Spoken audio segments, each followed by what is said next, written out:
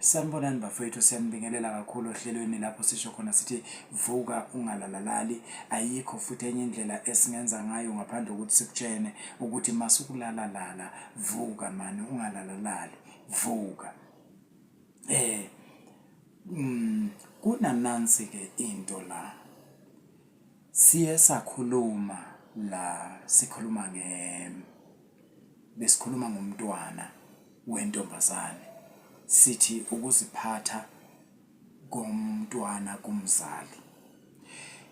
Masikhuluma ngale ngane yentombazane, kukhona lento lena ke bafethu ethi sikhulumile ngomntwana salibeka ipoint okube yilona elibelikhulu lapha lokuthi abantwana bamantombazane siyacela singabazali ukuthi bengasivali umlomo kuzo zonke izinto ezizokwenzakala empilweni yabo ngokwezigaba zabo mabekhula. Siyacela ukuthi bantwana bamantombazane, siyanicela ningasivali umlomo, ngoba manje sivala umlomo sigcina singazi ukuthi sizokwenza kanjani. Sikhulumeke ke le ndaba ke sayikhuluma kakhulu kule episode edlulile ethi ukuziphatha komntwana kumzali. Sayikhuluma lento le kakhulu bafethu, namanje ke ngisengithi angiyigoqe njengamanje. Okunye nokunye sizokuthola kuma comments, ngoba ama comments avela seqalile le ku YouTube. Ayeza ama comments, abantu bayabeka ngendlela ababeka ngayo. Sizoyithatha nemibuzo ekhona khona lapha ngayo ngaso lesihloko lesi esithi ukuziphatha komntwana kumzali. Ngane yentombazane ngithi ke angiyisho lento ukuthi ukuziphatha kweni kahle yikho okuyokwenza ukuthi siyazi into esingayikhuluma ngani simzala. Ukuziphatha kwenu kahle yikho okuyokwenza ukuthi nikhone ukufunda ngokwesimo samanje, niqede ekufundeni kwenu, ni-achieve izinto lezi enizifunayo empilweni.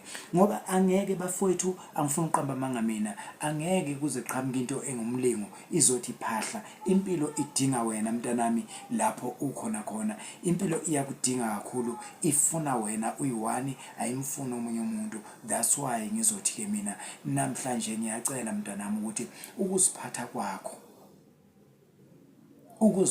mntanami yikho kuyokwenzela i-value emphakathini ophila kuyo.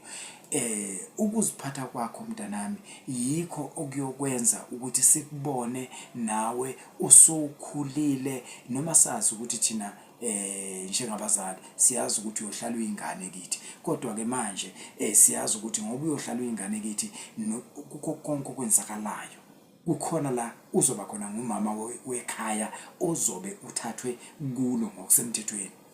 Avoid le ndaba yokudlala ke mntanami, ngoba abazali bakho akukho okungakanani abangakukhuluma nawe. Mina ngithatha lesinqumo nje lapho sokukhuluma la ngoba ngiyazi ukuthi okuningi abezokukhuluma nawe mntanami.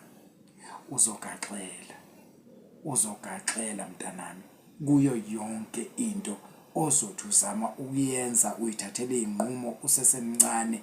Uzogaxela mntanami ngoba uzohamba kabuhlungu endleleni yempilo. Siyozwa ngawe thina sekuthiwa nangu seso, nangu senje, nange selale endaweni eziso, nangu sekunje nazi ingane zigcwele la ekhaya, akusena control, sekubhekele nale, sekuvuka nemimoya esasingayazi kuwe, yonke le nto le. Ngakho ke ngithi ke bafowethu, nezingane zethu siyanidinga kukho konke enikwenzayo. Yazini ukuthi siyanidinga abantu bethu. yazini ukuthi siyanidinga kakhulu. Angeke sikwazi ukuthi silahlekelwe yini nezingane zethu, silahlekelwe yivalue yenu nezingane zethu masana ukusivala umlomo. Ziningi igaba ezenzeka kumuntu wesifazana mayisakhula esesemncane ezenzekayo okumele ukuthi le igaba lebizi zifulfilleke, ziphumelele, ngamanye amazwi zihambe kuze kuyofinyelela ekuthenini uyashada. Ngokwesintu ke mina engibuya kuso kwaZulu kunengi umuntu oyintombi adlula kukho before ayofinyelela lapha la kumele afike khona. Akusho ukuthi sisuke sivimba indlela yakho thina masithi ziphathe kahle, kodwa esisuke sikudinga ukuthi sikwazi ukukhuluma, ngoba mawususivale umlomo sibese siyavimbeka. Wasinquma umlomo siyavimbeka ukuthi nalokho kubalekile ebesingakucela ngawe asikhoni ukukhuluma. Ngani na ingane yethu isivale umlomo, isizale yaqeda la ekhaya, yaphelela ila ekhaya, eseqedile engasafuni naye seqhamuka umuntu uthi uyamthatha. Sithini thina mntanami?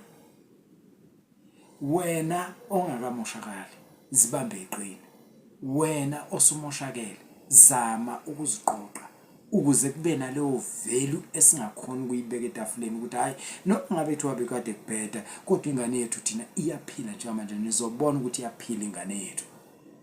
So bazali, ningabalekela ingane, especially bobaba, masana ukubalekela izingane. Ukuthi ingane yentombazane akusho ukuthi ubaba kahle phansi, ukuthi ingane yomfana akusho ukuthi umama kahle phansi. Ingane idinga abazali bayo bonke babe seduzane kwayo, noma ngabe ihlupha kangakanani. Makuwukuthi yakhe ingane inenkinga, sikhona sibize sikhulume nengane yakho. Ngikhona nibize ukhuluma lapha comment ukuthi yami ingane isingehlulile, mina ngizokwazi ukuthi ngikuthinte ngikhulume nengane ngiyicacisele ukuthi kwenzakalani ngayo. Masana ukuyalena nalena ake sibeni seqinisweni singabazali, sike siyazi into esiyidingayo singabazali ngezingane zethu. Ake uyeke ukuyibambela wedwa umthwalo obona ukuthi uyakwehlula mzali. Ake uthathe lo mthwalo unikeze nabanye ukuthi nabo abeke bebona. Angisho ukuthi mina kwami ukuthi okubhekene nami ku perfect, angina perfect nakimi. Mangibona nami ukuthi hey nginenkinga la nginenkinga khona, ngiyobabiza okumele ngibabize, ngizobe sengibabonile ukuthi bangangikhulumela nezingane engibhekene nazo nami. Kodwa ngisho ukuthi akekho ngiperfect emhlabeni. Sithinte sibone ukuthi plan bani esingalenza ngengane, siyibonise, siyifake endleleni. Akudingi ukuthi ngize ngifike lapho, i-call nje iyodwa iyokwenza umehluko omkhulu ukuthi ngikhulume nengane ukuthi mntanami, njengoba ngikhuluma nawe ungowethu sonke, hayi ukuthi ungowalabazali labo kuphela obhekene nabo. So yingakho ke bafowethu ngithi indaba le yomntwana wentombazane kubazali singakho ngithi ngiyayigoqa namhlanje. Okuvukayo izobuya futhi, kodwa ke kakhulukazi lama topics alapha ku YouTube ngizobuya ngawo sengilapha ya kwi-live lapho khona abantu bonke bazobe beyikhulumela khona, beyibekela khona. Uthatha ingane yakho uyibeke la eduzane yakho kwi-live, ukhulume nami ngikhulume, ikhulume ingane nami ngikhulume, siyazi into esiyenzayo bafowethu. Angidlali nje ngoba nje ngibhizi nale program kanje. Ngiyacela ke bafowethu, usizo lwakho mzali lapha ekhaya, usizo lwakho baba, usizo lwakho mama, usizo lwakho mntanami lapho ekhaya, akusilolweni nodwa. Khulumani mase ithinta indaba kanje, thola ithuba wena lokuthi uveze ukuthi yini inkinga ekubambayo, bese thina sokwazi ukuthi singenelele lapho sibone ukuthi singakusiza ngani. Angeke ngize ngikulahle mina. Ingane kumele sizifake endleleni, zingezethu siyazizala. Akekho futhi omunye umuntu ozisiza ngaphandle ukuthi zisizwe yithi. Ngingumlayezo mina ngwakwasibiya isibo, ngiyayivala lenkundla mayelana nomntwana wentombazane kumzali. Ngiyayivala la, nisaleni kahle.